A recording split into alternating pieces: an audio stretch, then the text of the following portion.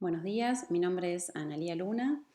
Antes que nada quería agradecer a los doctores por la invitación para participar en este curso. Y bueno, vamos a dar comienzo entonces con la primera diapositiva. Mi charla se trata de un estudio de imágenes que se denomina microscopía confocal.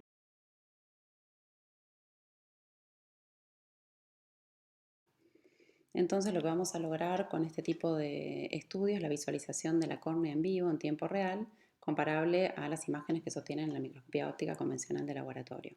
Es una técnica que no es invasiva, la resolución es a nivel celular, como dijimos recién, con un aumento de 400. Lo que se va a realizar es la toma de imágenes y captura de estas imágenes con un pedal que luego se van a visualizar en la pantalla en la computadora. Entonces, con el pedal vamos grabando las imágenes que luego queremos analizar. Es una herramienta que ya constituye una herramienta diagnóstica en el campo de la oftalmología y por supuesto que hay mucho más para investigar todavía.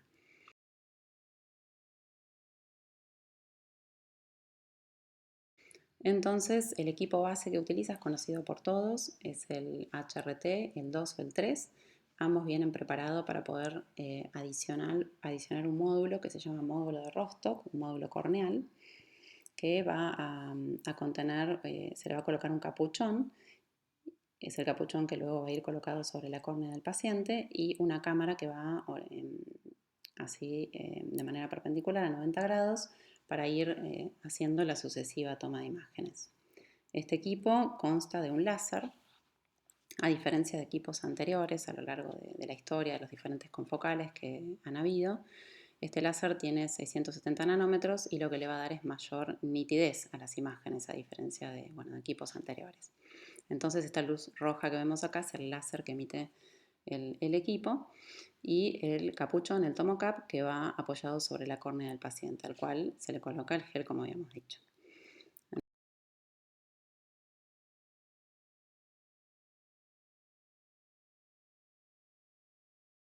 Entonces vamos a obtener un tipo de imágenes que es un comparativo, en este caso de las imágenes que se obtienen en el confocal y las imágenes que se obtienen a través de la microscopía óptica cuando hacemos un examen de la córnea en el laboratorio con una tinción con HIE de rutina. Estas imágenes que se obtienen entonces en la microscopía confocal tienen diferentes escalas de grises. Llamamos hiperreflectiva a las imágenes que son más claritas, como estas que están en el centro, e hiporreflectivas a las imágenes que son más oscuras, las que tienden hacia el gris oscuro o negro.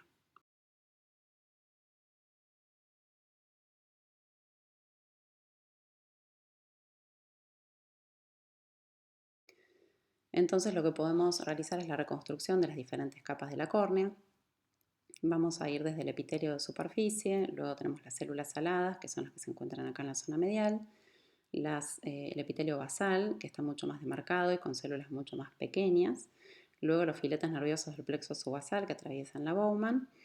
Todo este espesor lo constituye el estroma anterior, medio, posterior, donde la parte más brillante son los núcleos de los queratocitos y luego la matriz extracelular que se ve bien hiporreflectiva.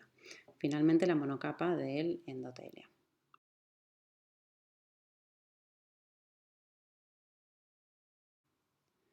Después podemos obtener imágenes también con cortes oblicuos. Estos cortes oblicuos lo que permiten muchas veces es estudiar patologías en las cuales es importante ver si el epitelio tiene algún tipo de lesión, como pueden ser lesiones neoplásicas que traspasen la capa de Bowman y lleguen al estroma, ¿no? O también la visualización de los filetes nerviosos que vienen así en estas direcciones oblicuas atravesando la capa de Bowman.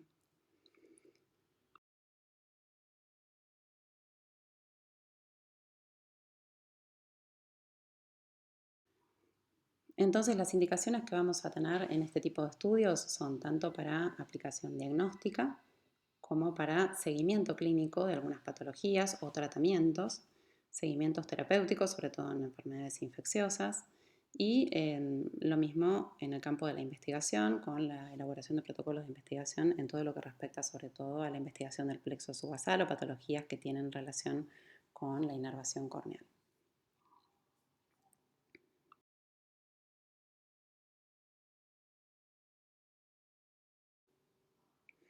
Para hacer un comparativo, vemos que en la anatomía patológica lo que vamos a contar siempre es con el tejido al cual le vamos a realizar este estudio histopatológico. Contamos con tinciones específicas que muchas veces logran darle especificidad a elementos que en el microscopio existe duda sobre a qué pertenecen, entonces nos vamos a valer de tinciones específicas como el Groco, del calcofluor o el PAS, y además con la inmunohistoquímica que se utilizan ampliamente en cualquier tipo de lesión neoplásica. En el caso de la microscopía confocal, lo que obtenemos es la ventaja de tener un estudio que vamos a estudiar en vivo, en tiempo real, sin ningún tipo de invasión, con lo cual lo podemos repetir las veces que nosotros necesitemos, y la escala es de grises, como mostrábamos recién. Entonces vamos a elaborar patrones específicos de diagnóstico y la respuesta del tejido ante determinadas patologías, como vamos a ver a lo largo de la presentación.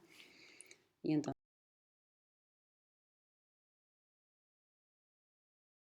acá comenzamos viendo la superficie normal de la córnea. Entonces acá tenemos el epitelio corneal superficial, arriba y a la izquierda, epitelio basal, como ven las células más pequeñitas, como había dicho antes.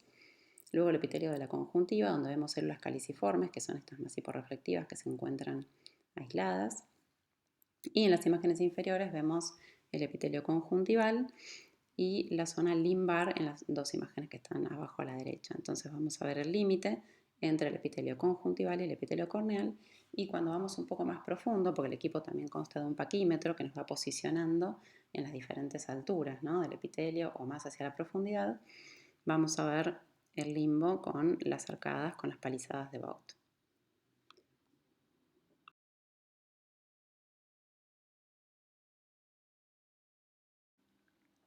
Después nos vamos directamente a la inervación corneal. En el caso de los nervios, vamos a ver en la imagen de la izquierda cómo se observa el plexo subepitelial con los filetes nerviosos ordenados en general de manera paralela, con las divisiones que tienen en sus terminales y escasas células dendríticas, aisladas células dendríticas que suelen acompañar a los nervios.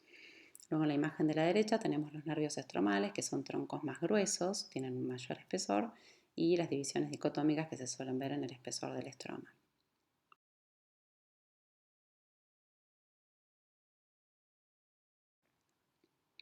Entonces las ventajas de este equipo consisten en, como habíamos dicho, tener imágenes de muy alta resolución, de resolución celular, con tener un paquímetro que nos permite posicionarnos a diferentes niveles de superficialidad o profundidad de la lesión.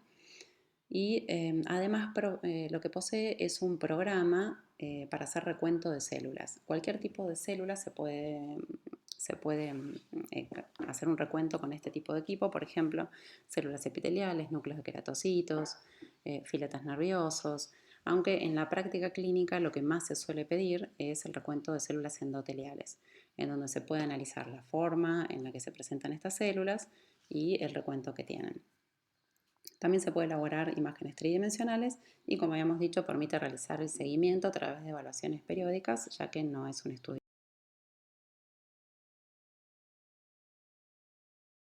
invasivo. Acá entonces les muestro una patología que es muy frecuente en la clínica oftalmológica, que es el queratocono.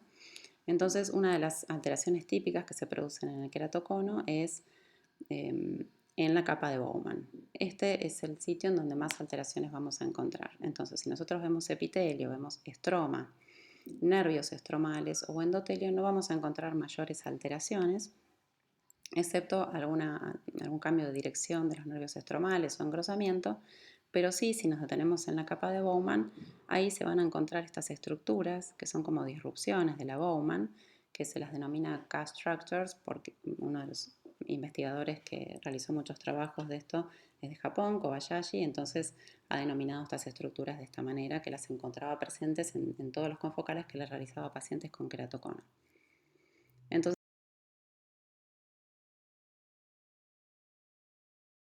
acá vamos a ver un paciente con un queratocono un poco más avanzado. En este caso sí aparecen alteraciones a diferentes niveles de la córnea. Vamos a encontrar en el epitelio de superficie esta descamación celular con células metaplásicas. Luego tenemos el engrosamiento de los nervios del plexo subasal, los cambios de dirección bruscos en los nervios estromales, la agrupación de queratocitos y principalmente este tipo de alteración, como vemos en los nervios estromales, que empiezan a formar loops son anfractuosos y empiezan a tener como stops en la continuidad del nervio, ¿no? Como interrupciones. Después vemos a nivel endotelial que generalmente se presenta ya un cierto grado de polimegatismo.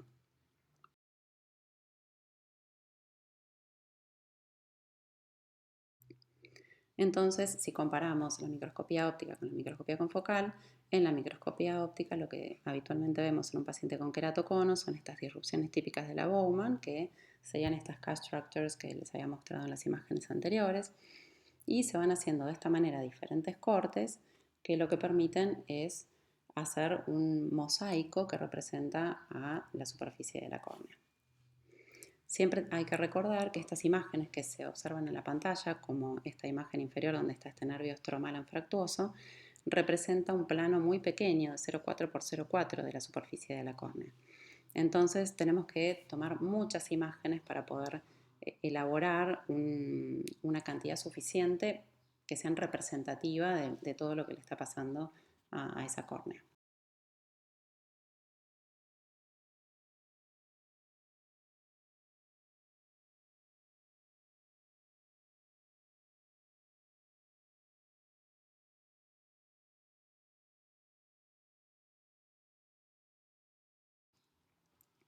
De esta manera, si tomamos múltiples imágenes y las vamos posicionando en las diferentes regiones donde vamos evaluando las alteraciones corneales, como en este caso están estas pequeñas microfotografías en la zona del ápex, se va haciendo una reconstrucción con estos campos microfotográficos de todo lo que va sucediendo en la córnea. De esta manera, lo que solemos ver específicamente en el queratocono es una disminución en la densidad de las fibras.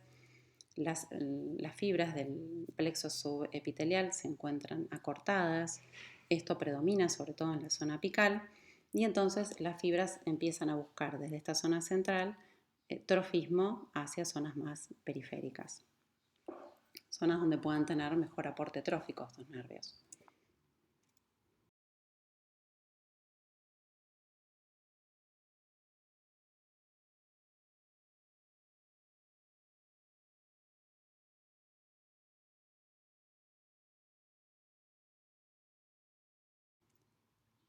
Después, una de las ventajas que tiene este equipo también es poder realizar la toma de imágenes con las lentes de contacto colocadas, sobre todo en estos pacientes que son muy frecuentes que utilizan las lentes esclerales. De esta manera podemos ver entonces que acá se encuentra una línea bien reflectiva. Esta sería la primera imagen que obtenemos.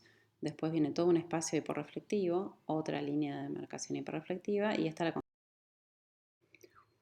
Lo que podemos hacer en lo que respecta al campo de la cirugía corneal es el análisis de posicionamiento de anillos, por ejemplo, anillos estromales, que son muy frecuentes de colocar en los pacientes que tienen queratocono, entonces se van a visualizar.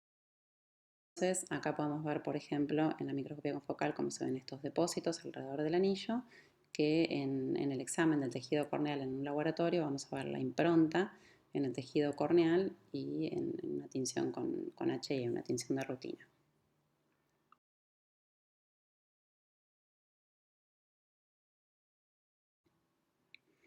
En el campo de la infectología, que es donde vamos a empezar a hablar ahora, podemos reconocer diferentes células inflamatorias. Entonces vamos a ver, por ejemplo, la presencia de linfocitos. De esta manera se ven como estas estructuras redondas hiperreflectivas. Así es como se visualizan los leucocitos neutrófilos y así es como se ven los precipitados de tipo granulomatoso.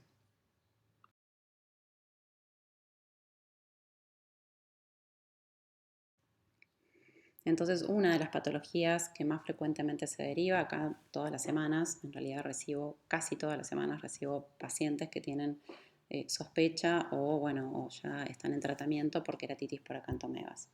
Entonces, la forma en la que se visualizan estos elementos son con hiperreflectividad, bien redondeados, en un estroma hiporreflectivo por la necrosis que producen las amebas.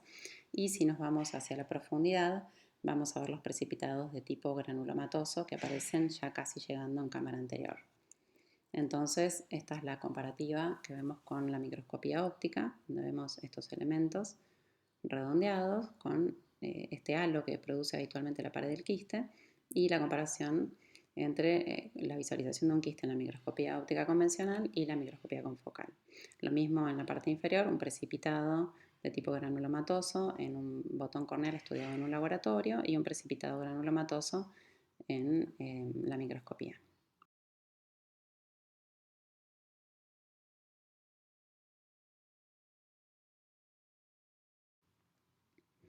Acá vemos más imágenes sobre una infección por una queratitis por acantomegas. Entonces, este tipo de amebas se distribuyen tanto de manera aislada como formando tríadas o formando cadenas o de pares.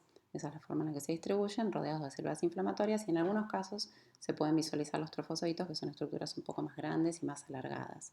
Pero lo más común es que se encuentren en su forma quística. Esa es la forma más habitual.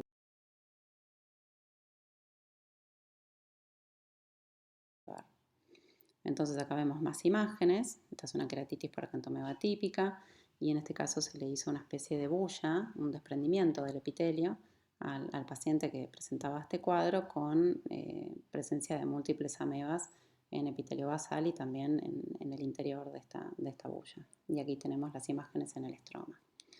Esto es a los 2 meses de evolución de un cuadro de amebas, ¿no? sin tratamiento previo.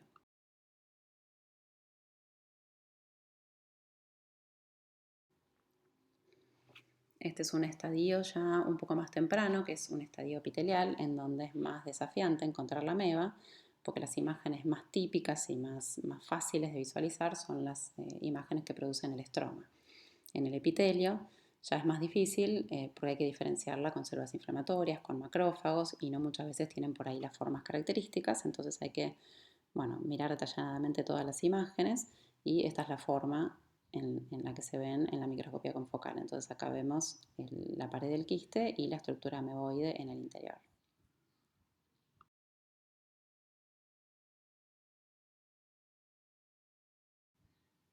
En estos estadios precoces, en los que a veces constituyen todo un desafío diagnóstico, ¿no? Tanto en la clínica como en la microscopía confocal, muchas veces lo que solemos hacer, como en el estroma, como ven en estas imágenes que son estromales, no está la visualización de estos quistes típicos. Si no se observan estructuras patognomónicas en la superficie, como estas que vemos acá con la flecha, o estas estructuras que están acá, en general lo que podemos hacer es acompañar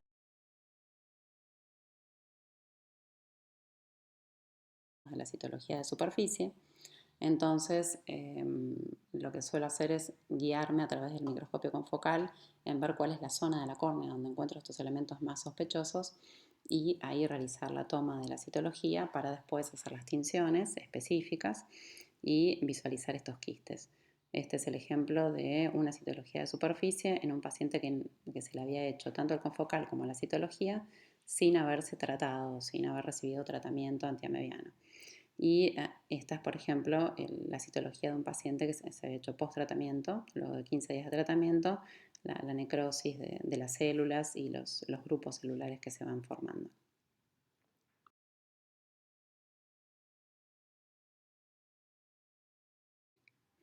Entonces, debido a esto que les mostré recién de la diferencia citológica, es que siempre tenemos que tener en cuenta a la hora de solicitar una microscopía confocal cuál es el objetivo de la solicitud del estudio. Si apuntamos más hacia un fin diagnóstico, entonces en ese caso siempre lo ideal es hacer el estudio urgente, lo más rápido posible, antes de empezar el tratamiento antiamebiano, sin que esto implique, y esto quiero que quede claro, sin que esto implique una demora terapéutica. O sea, bajo ningún punto de vista, si nosotros ya como clínicos pensamos que se trata de una ameba, podemos demorar el tratamiento por la realización del estudio. Pero sí conviene, porque es mucho más fácil de visualizar las amebas y las estructuras en la microscopía antes de hacer el tratamiento, que una vez que ya el paciente, si tiene un estadio precoz y ya fue tratado 15 días, es más difícil encontrar las estructuras. Entonces, lo ideal es que si nuestro objetivo es diagnóstico, el estudio sea lo más urgente posible y puede estar acompañado de una citología de superficie. Ahora, si ya sabemos lo que tiene el paciente, ya tenemos un diagnóstico a través de otro método de laboratorio, una PCR o un cultivo, dependiendo de los gérmenes que se traten, entonces si nuestro fin es de seguimiento terapéutico o evaluar, por ejemplo, hasta qué profundidad están los quistes, dónde están localizados, o hasta dónde llega la actividad inflamatoria. Bueno, en ese caso ahí ya no nos detenemos en pensar si ya está o no tratado, sino que ya podemos pedirlo en cualquier instancia, ¿no? Incluso para ver la evolución del cuadro o posterior a hacer un trasplante por una ameba, el estado del trasplante, por ejemplo.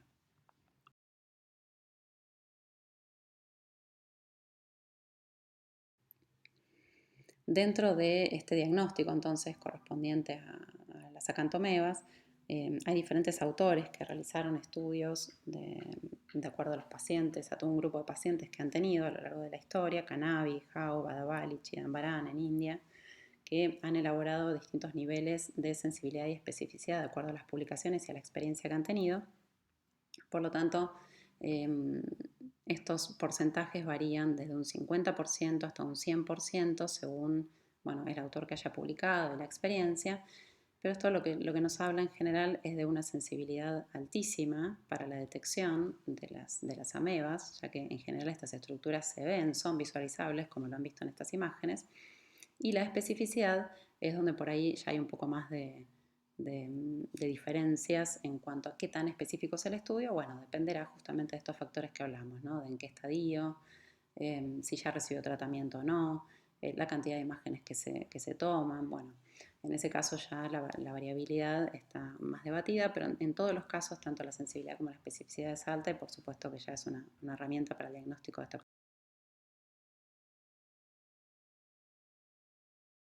patología. Acá podemos ver otro tipo de amebas. En este sentido hay que recordar que dentro de lo que son las amebas no solamente tenemos la especie Acanthamoeba, sino que también existen otras, como por ejemplo la Jarmanella.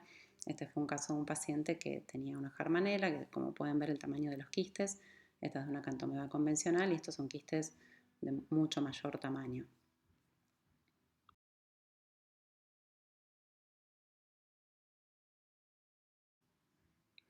Ahora, en lo que respecta a las micosis, en este caso es posible diferenciar con la microscopía confocal entre hongos filamentosos y estructuras brotantes. Las hifas en general las vamos a ver todas paralelas entre las lamelas o directamente atravesándolas, yendo hacia la profundidad, dirigiéndose hacia la DSMET.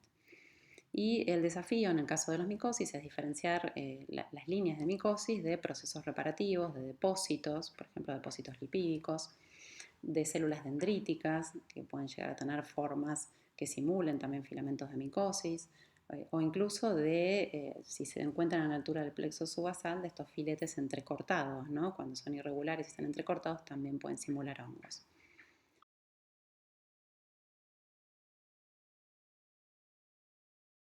Ahora, dentro de las queratitis micóticas, entonces vamos a ver acá el caso de una queratitis filamentosa, como ven esta imagen en la córnea con estos depósitos blanquecinos, que en la microscopía confocal dan unas estructuras filamentosas entrelazadas, como se pueden ver a mayor aumento, y bien blanquecinas. Luego en la imagen inferior lo que vamos a ver es una micosis, pero en este caso se forman estructuras más geométricas, lineales, en este caso es una queratitis por cándida, y la actividad inflamatoria en la región superficial de la córnea.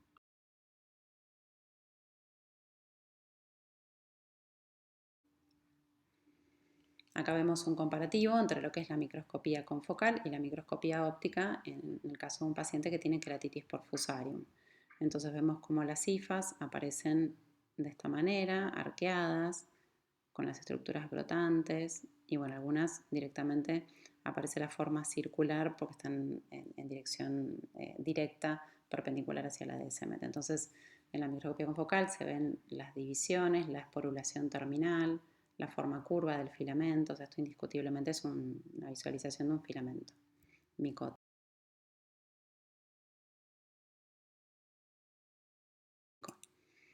Y en este caso, como vemos, es una imagen del estroma con las imágenes de hifas orientadas en 45 grados, como son típicas de los aspergillus, y las líneas, que son las tabicaciones que suelen tener estas hifas. Acá, por ejemplo, vemos otra, que son bastante características.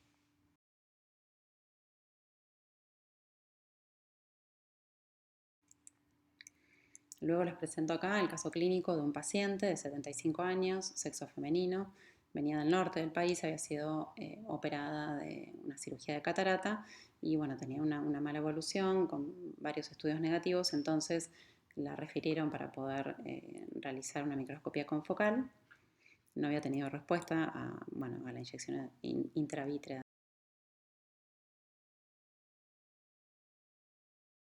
antibióticos y cuando se le realiza la microscopía confocal, después de recorrer todo lo que fue superficie, estroma y recién llegando a estroma bien profundo, se empiezan a visualizar en cámara anterior estas estructuras filamentosas que bueno, corresponden a una micosis típica, acá filamentos más cortos, todos en estroma posterior, estaba todo más en cámara anterior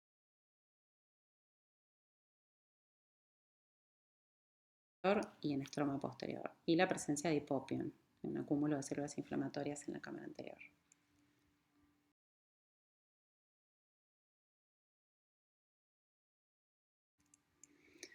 Luego en estas imágenes les muestro una queratitis superficial y también profunda a nivel estromal, como vemos en estas imágenes estromales. Entonces en la superficie vamos a ver las bullas epiteliales, acá aparecen células descamadas en esta segunda imagen, donde vemos ya estas estructuras filamentosas bien delgaditas.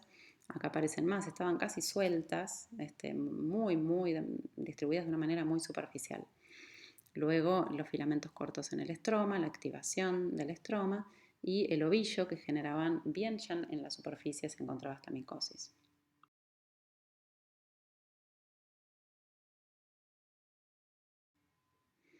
Esta es una imagen de una paciente que tiene una queratopatía cristalina, donde se obtuvieron las imágenes en un estadio incipiente de la infección y luego en un estadio más tardío. Y acá lo que se ven es la típica estructura de estas, como en el lecho, de estos depósitos, de estos microorganismos. Si se observa bien la imagen de la izquierda, acá se están como queriendo empezar a formar. Esto fue un estadio anterior, donde si uno no presta atención, a que acá hay pequeñas estructuras, puede llegar a pasar como una reacción del estroma y no como que realmente están empezando a formar estos helechos. Así que bueno, cada imagen hay que mirarla detenidamente.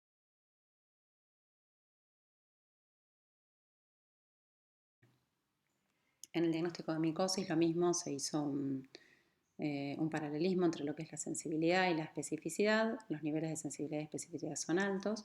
Como les comentaba antes, el desafío más importante es la diferenciación de depósitos lipídicos, de depósitos cicatrizales, nervios entrecortados o células dendríticas. Pero bueno, esto es práctica, es mirar muchas imágenes y bueno, sin duda es útil.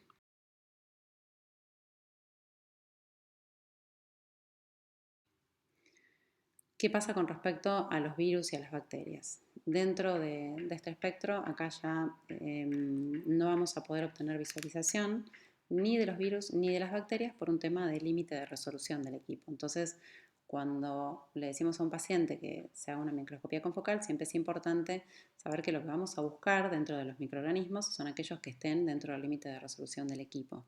Vamos a poder ver quistes de amebas, vamos a poder ver trofozoitos, vamos a poder ver filamentos de micosis o colonias que forman micosis, pero no vamos a poder ver, por ejemplo, el virus del herpes. Sí podemos visualizar los hallazgos indirectos que puede producir el herpes habitualmente en el tejido, pero no la visualización del virus, así como tampoco la visualización de bacterias.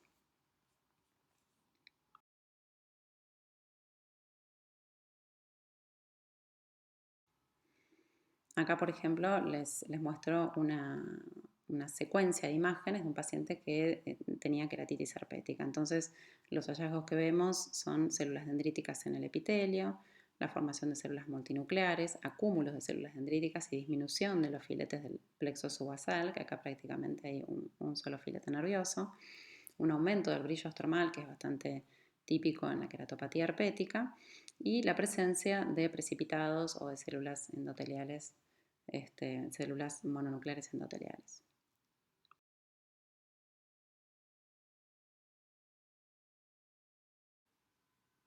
El algoritmo que se propone en general para las infecciones, para todas las queratitis infecciosas, es, o sea, la situación ideal, ¿no? Sería poder tomarle una fotografía corneal al paciente sin fluoresceína, sin todavía colocarle la fluoresceína, luego realizar una microscopía confocal en vivo, hacer toma de muestra para poder estudiar en el laboratorio, para microscopía o para cultivo, realizarle la PCR y luego tomar una fotografía con fluoresceína.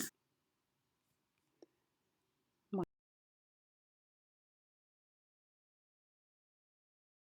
recordemos entonces con respecto a estas infecciones que siempre hay que mejorar la comunicación entre el paciente, usuario de lente de contacto, el oftalmólogo y el contactólogo. Así de esta manera, entre los tres puede haber una buena comunicación para los cuidados que tienen que tener los pacientes. Otra de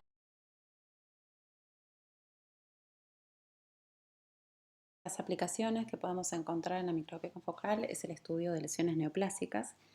Entonces acá, por ejemplo, vemos en el caso de este paciente una lesión limbar en esta zona, donde en las imágenes de microscopía confocal se puede ver en la figura A esta zona del epitelio de características normales y acá aparecen estas células reflectivas con estratificación desordenada y cierta queratinización superficial.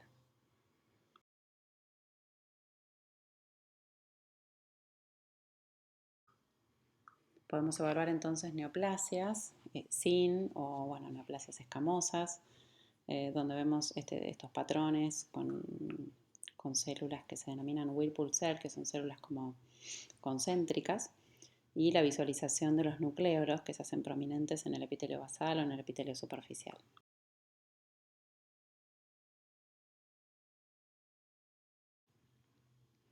Luego vemos también, podemos visualizar la invasión del estroma por parte de las células en los cortes oblicuos, como había mencionado al principio, en donde acá, por ejemplo, tenemos el epitelio normal, el epitelio neoplásico y cómo traspasa la capa de Bowman toda la lesión. E infiltra estas células neoplásicas infiltrando el estroma normal.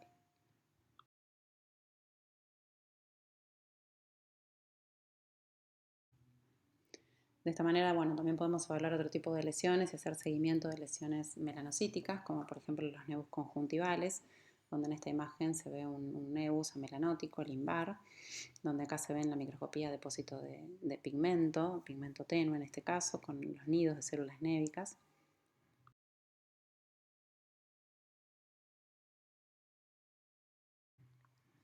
En este tipo de lesión, que corresponde a una melanosis adquirida, una PAM, se pueden ver la distribución de los melanocitos en la base. Y si nos paramos directamente en un plano frontal, en esta capa, exclusivamente en la capa basal, vemos cómo se distribuyen este tipo de melanocitos. Y acá podemos ver una PAM con atipías, donde ya se producen parches de pigmento y distribución irregular de las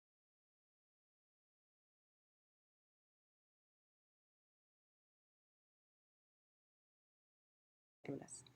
Entonces, el paralelismo con las biopsias sería acá, por ejemplo, como podemos ver en esta imagen de la izquierda, una PAM sin atipías, y las imágenes de la derecha, donde ya vemos cómo empiezan a realizarse estas estructuras en el epitelio basal y que después comprometen toda la estructura del epitelio.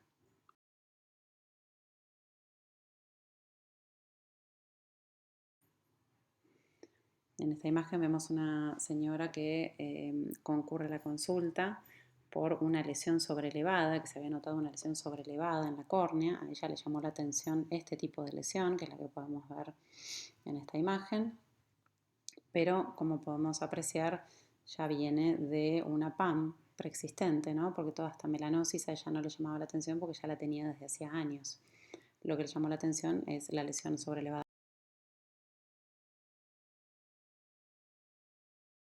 corneal. Entonces, este tipo de lesiones se manifiesta en la microscopía confocal, haciendo el paralelismo con las biopsias convencionales, como el pigmento. Acá vemos todos los melanocitos en la pigmentación basal. Luego tenemos parches confluentes, estos parches hiperreflectivos de pigmento. Acá podemos comparar, por ejemplo, ya una lesión melanocítica infiltrando la córnea. Entonces, esta corresponde al estroma corneal normal y a la derecha vemos el estroma infiltrado. En las imágenes inferiores ya podemos ver lo mismo, la infiltración de los melanocitos. Acá tenemos el epitelio corneal alterado y la infiltración de los melanocitos y ya una lesión más infiltrativa con espesor y un vaso nutricio.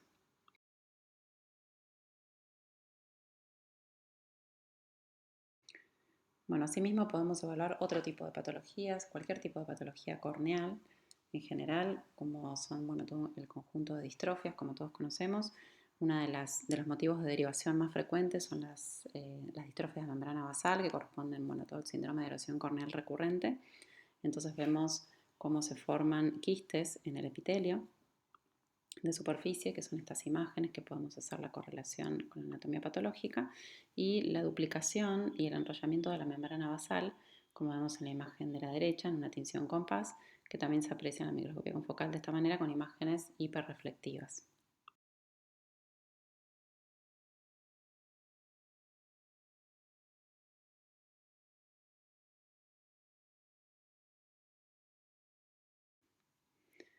Podemos visualizar también distrofias estromales, como pueden ser la distrofia granular, donde vemos esta disposición anular de los depósitos y la tinción correspondiente en el laboratorio.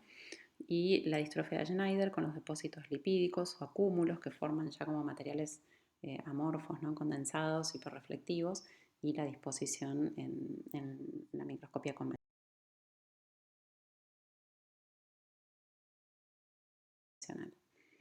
Con respecto a los recuentos, les había mencionado que uno de los usos más frecuentes tiene que ver con el recuento de células endoteliales. Entonces acá podemos ver cómo en general este es un recuento semiautomático. Esto lo que quiere decir es que nos posicionamos sobre el endotelio, hay que elegir la zona, se puede demarcar la zona donde se va a hacer el recuento, y luego manualmente se señala cada una de las células, ¿no? Se van señalando cada una de las células que vemos en la superficie y aparece un recuento por unidad de superficie. Entonces, en este caso, por ejemplo, pertenece a un paciente que en el ojo derecho tiene 2023 más o menos 40 células y en el ojo izquierdo 2347 más o menos 54. Así es como vemos un endotelio relativamente normal y ya en este caso un polimediatismo más marcado. Entonces, este tipo de recuentos se pueden realizar sobre otras estructuras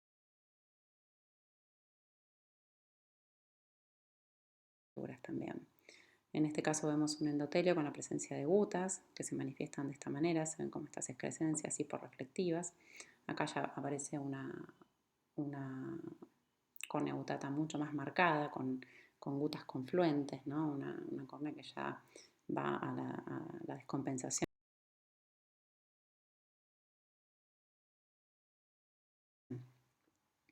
Otro tipo de distrofia que podemos evaluar a nivel del endotelio es la distrofia polimorfa posterior, donde en este caso vemos un campo con células endoteliales normales, pero en las otras tres imágenes vemos estos parches de células que son pseudoepiteliales y que aparecen interrumpiendo la morfología del endotelio normal. Esto es típico de la córnea, de la distrofia polimorfa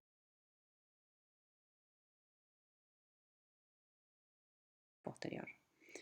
Por lo tanto, las ventajas que podemos encontrar en este tipo de estudio de imágenes es poder estudiar cualquier tipo de patología corneal relacionada, por ejemplo, con infecciones, seguimiento en pacientes de utilización de lentes de contacto, estudio de plexo subasal en patologías como la que vimos, queratocono u ojo seco, estudios pre y postquirúrgicos, por ejemplo, en pacientes con la SIC para ver el estado de la córnea, de los nervios o el posicionamiento de anillos estromales, o bueno, en el caso de que ocurra una infección.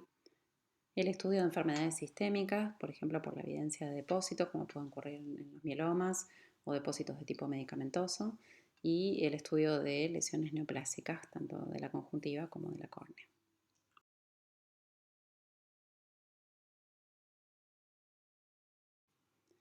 Dentro de las desventajas que encontramos es una de las principales limitantes es la mala visualización cuando el paciente presenta un edema marcado o cicatrices que generan una turbidez de medios demasiado elevada como para permitir la visualización de las imágenes. Esa básicamente es la principal limitante del estudio.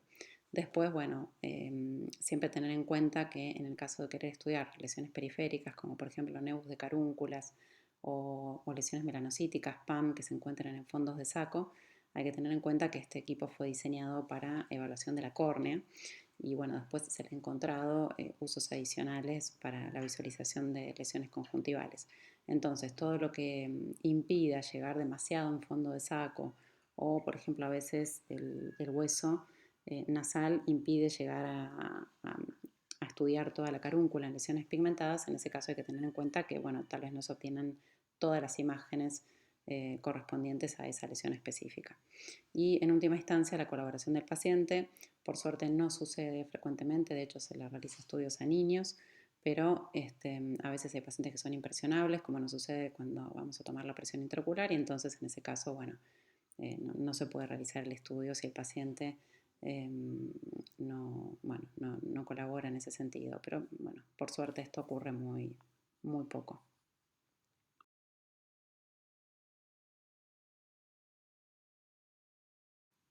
Bueno, desde ya muchas gracias. Cualquier pregunta, por supuesto, la pueden hacer.